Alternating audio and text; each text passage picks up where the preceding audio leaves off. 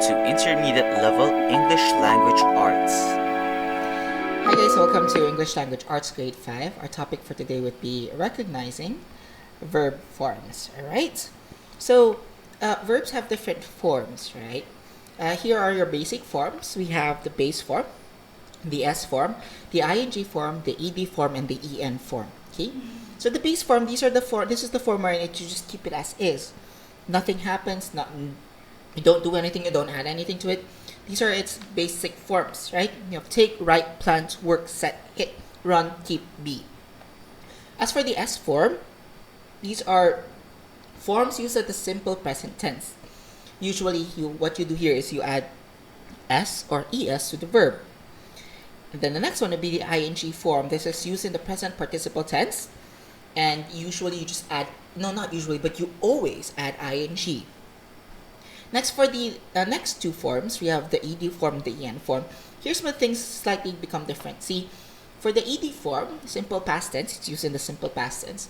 You don't add ed or d on all the kinds of verbs. No, it depends on the verbs. Some verbs, you add d or ed like regular verbs, but some you don't, like irregular verbs, wherein you either change the spelling or you don't. Same is true with the en form or the past participle tense. Here, you don't put en on all of them.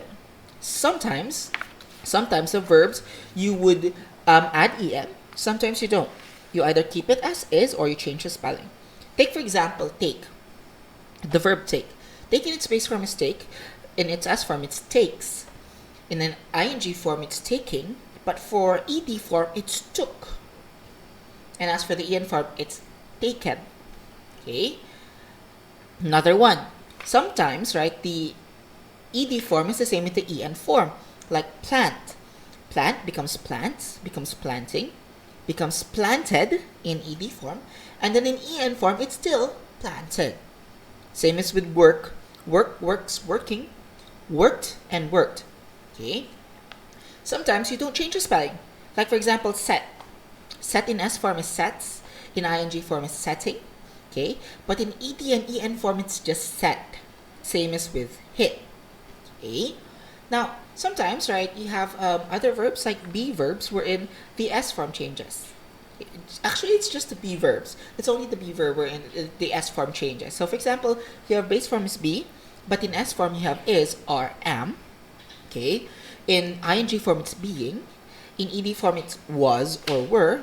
And then in en form, it's being. These are the different verb forms that we will be using specifically in this second quarter. And we'll be discussing a lot of these, and we'll be using these in a lot of the tenses when we discuss them, right? And that ends our topic for recognizing verb forms.